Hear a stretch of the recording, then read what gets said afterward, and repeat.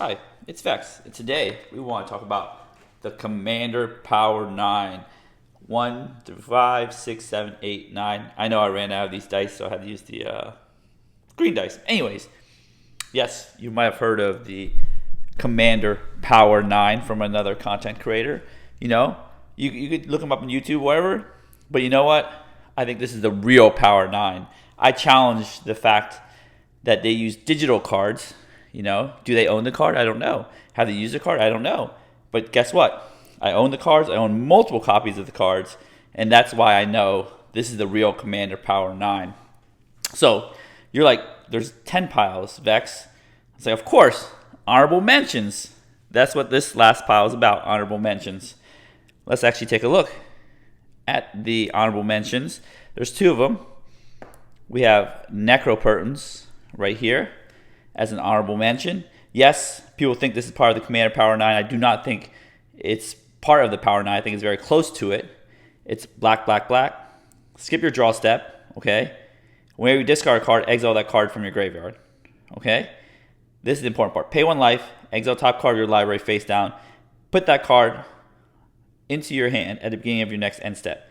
So what it does is it allows you to, exile 7 cards or 8 cards or however many cards. You start 40 life, so you can do a lot of cards, 20 cards. Then you could put them in your hand at the end of your turn, and then you discard down to 7. When you discard, you exile those cards. So this is extremely powerful. There's a card banned called Yawgmoth's Bargain. You pay 1 life, draw a card. There's no exile weirdness. That one's banned in Commander. This is almost banned, but not exactly it. The problem I have with this card from being in the Power 9, which I think some people do consider it in the Power 9, is that it's triple black, so it's not splashable as necessary, and then you don't get the cards until your end step, so you have to wait a full turn cycle. Well, if your play group or your opponents, your 3 other opponents know that you have Necropotence and a full turn cycle will do something, you better believe they will do something, and it's very dangerous that you have to give them that full turn cycle. So it's very powerful. I'm not saying it's not powerful. That's why it is an honorable mention, Necropotence. So I got other copies of Necro right here. So you have multiple copies. That's how I know. I've played with it. I've died with it because I've drawn too many cards and had to wait a turn cycle. Playgroup destroyed me. So that's honorable mention. Another honorable mention is our powerful Jeweled Lotus. I know the Black Lotus is in the the original Alpha Power 9. Jeweled Lotus is close. It's very close. If you get Jeweled Lotus on turn 1, you are unstoppable. Turn 3 plus, it doesn't feel as strong.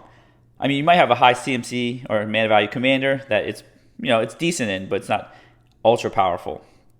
Jeweled Lotus has a very narrow power band where you can actually use it. Actually, I didn't read Jeweled Lotus, but hopefully everybody knows what it does. 0 mana, sacrifice Jeweled Lotus, add 3 mana of any one color. Spend this mana only to cast your commander.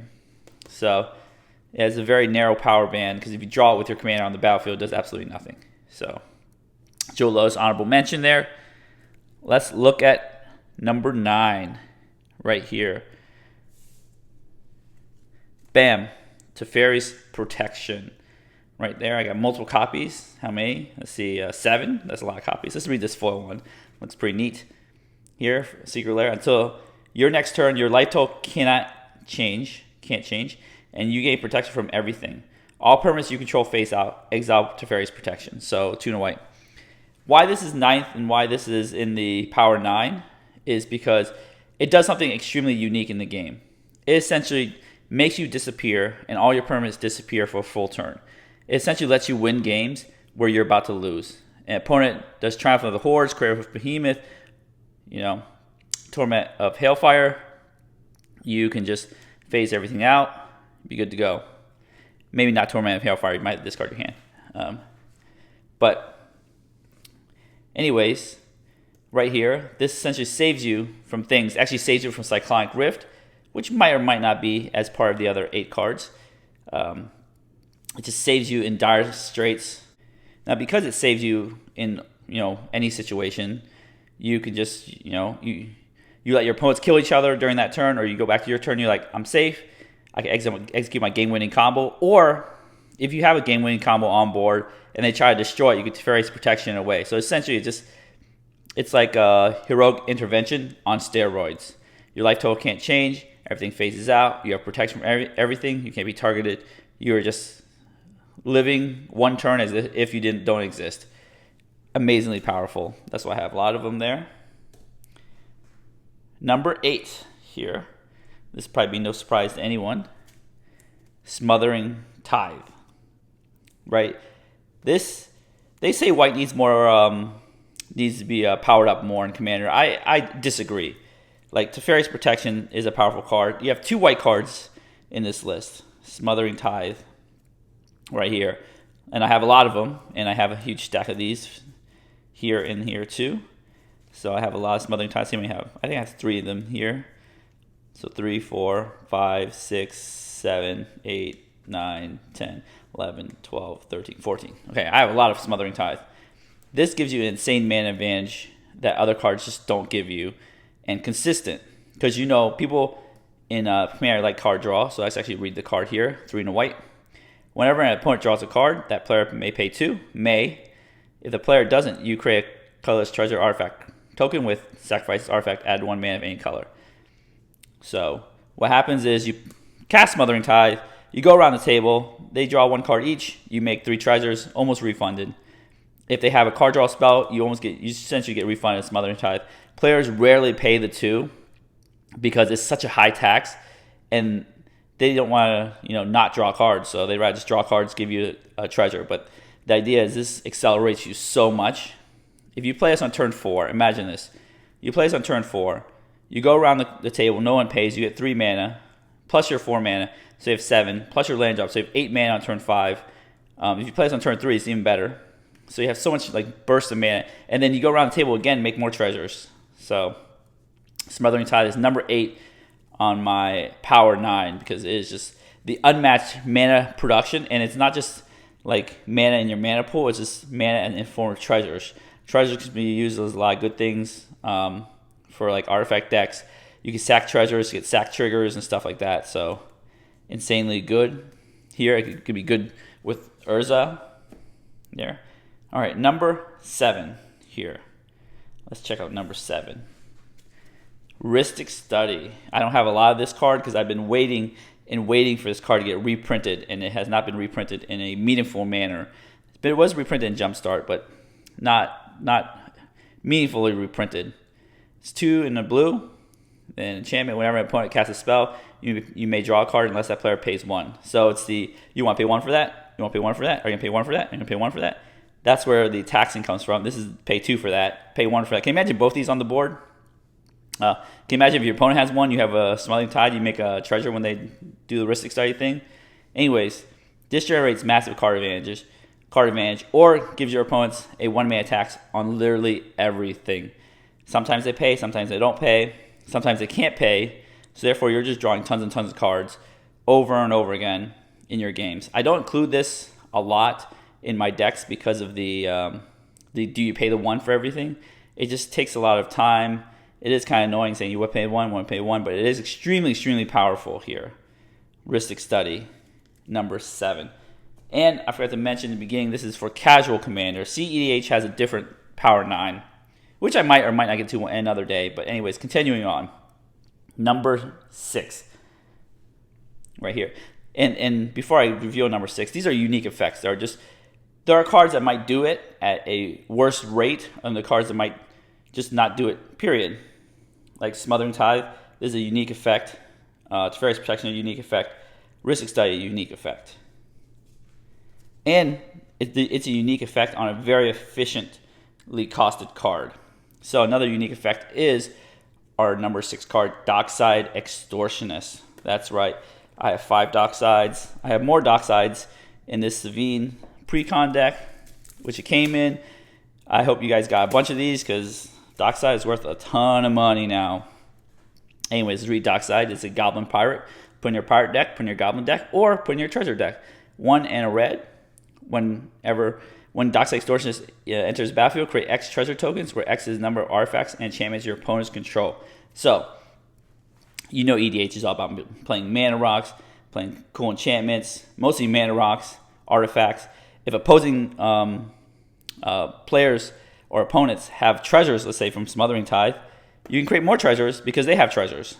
And as the game gets designed over the years and progresses, they'll keep making more and more treasure producers, and Dockside gets better and better and better as years goes on. So this is why this is number 6 above Smothering Tithe, because it gives you a huge burst. I've seen Dockside do 13, 20 treasures. That's on the extreme side. Usually it does 5. So it's kind of like a ritual for 5. You play Dockside, you make 5 treasures, so you net 3.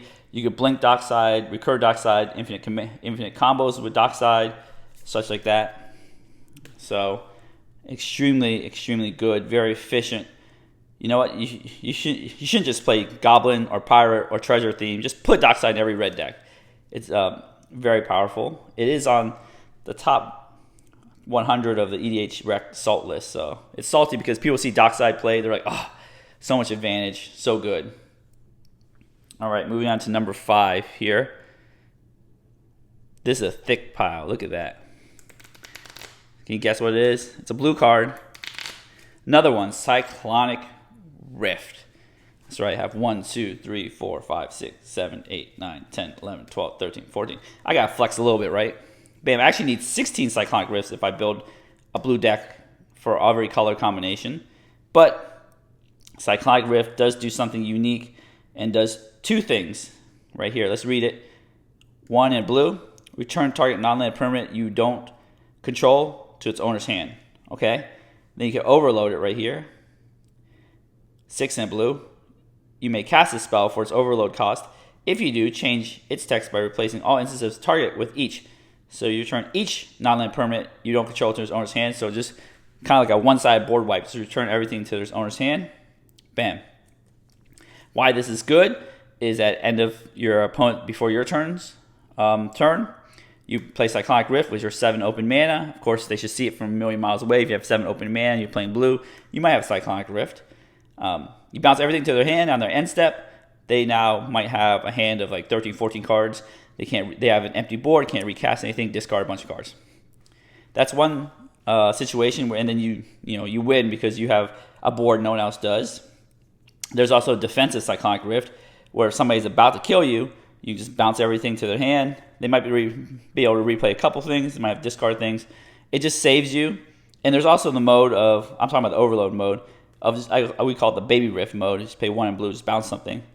In dire straits, if you don't have 7 open mana, you just say 1 in blue, I just need to bounce that command or just stay alive or stop your shenanigans from going on. So it's extremely flexible. It's devastating, when you play on offense. It does save you on defense, so it does a lot of unique things. Very powerful card. I include in every blue deck because, sometimes games need to end. Sometimes you need to stay alive. It just does everything. Okay. Number 4 right here. Now we're getting the true power here. Number 4. I have another thick pile, not super thick.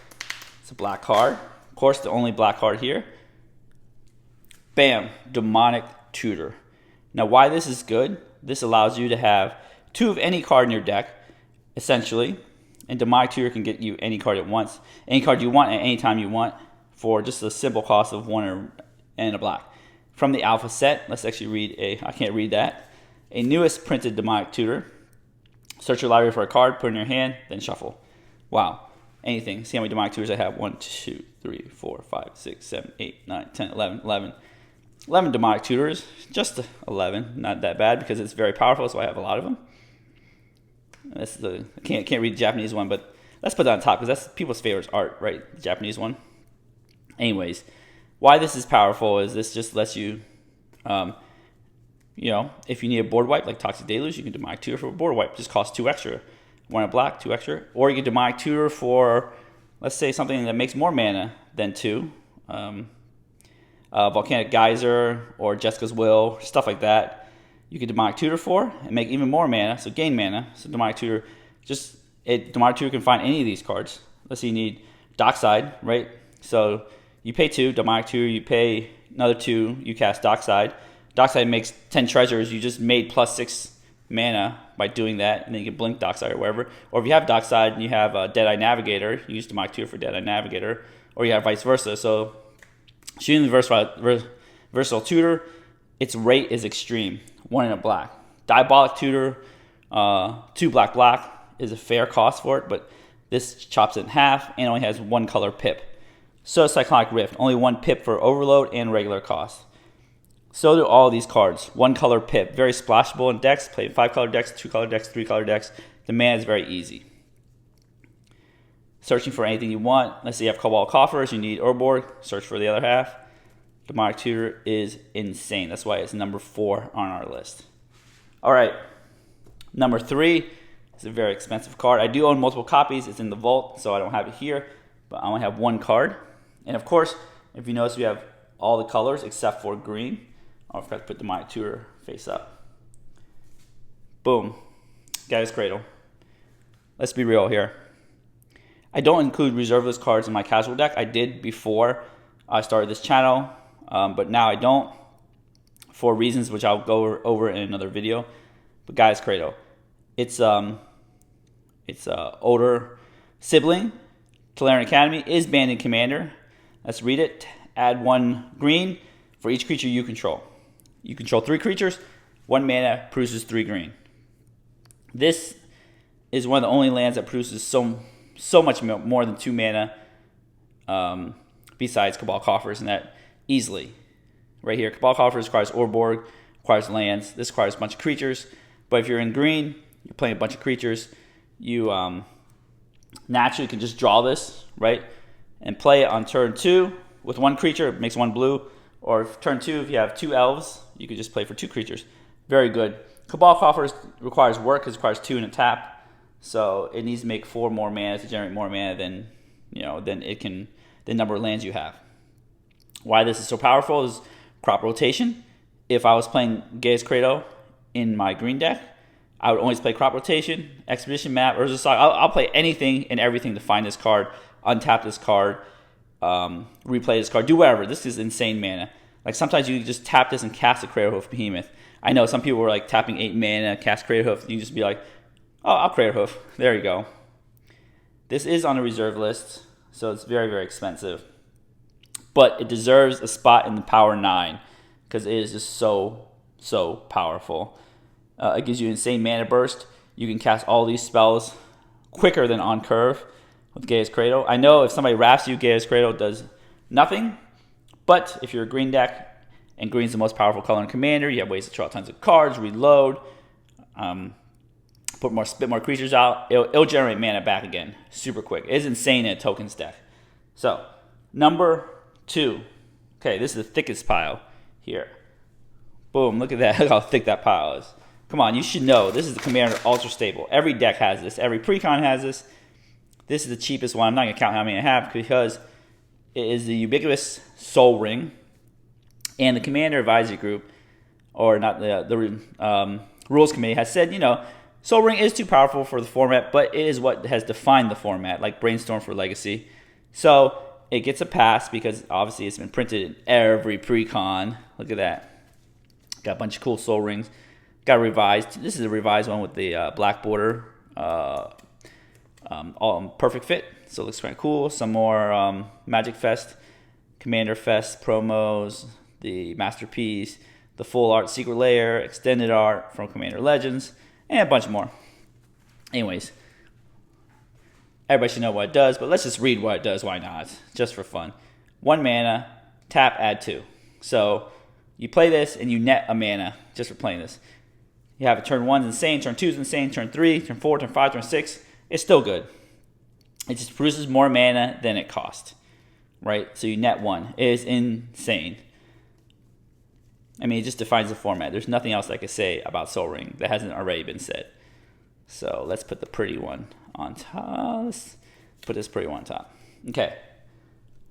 Number 1 should come as no surprise to anyone and everyone who's been watching this channel, who doesn't watch this channel. It doesn't even matter. Number 1. Right here. Do you know what it is? Of course you know what it is. It's the better Soul Ring on turn 1. Mancrypt. That's right. 0 mana. Let's find one of these with Oracle text. 0 mana. Add 2 colorless. Better than Soul Ring because Soul Ring costs 1. There's a caveat. At the beginning of your upkeep, flip a coin. If you lose a flip, Mancrypt deals 3 damage to you. Now you're playing a 40 life format where damage doesn't matter as much. I mean, yes, you could die your Mancrypt. That could happen. You could take a lot of life from Mancrypt. But that burst let's say you get this on turn 1. It's insane. You could play. I've shown you. I've had this video where you can play Azusa turn 1, green Mancrypt with Azusa. You can't do it with Soul Ring. There's some things that you could just accelerate right into Mancrypt. You could demonic Tutor and get Mancrypt and just get full refund. You can't do that with Soul Ring. So stuff like that. This is why Mancrypt is number 1. It costs 0, produces 2. Now, the reason this isn't banned is because this isn't banned as well. If this was banned, this is banned. And this is a cash cow. Like, imagine this giant stack of Soul Rings, right, is worth less than, like, these 2 Mana Crypts. That's how insane it is. Mana Crypts worth so much to Wizards, they'll refuse to let it ban. I, for one, don't play Mana Crypt in a lot of casual decks because of the upkeep that requires you to flip a coin, slows the game down. I don't like things that slow the game down. That's why I tamp down Ristic Study, because it just slows the game. It's not like I love powerful cards. I love playing powerful decks, but it just slows the game. But see EDH and higher power decks. In my deck text, I do include Mancrypt. It is an extremely powerful card. It is a fun card to look at, too. All these different arts. Anyways, that is my Commander Power 9 with the honorable mention, which I'll just, do that so you can see all 9 cards in there.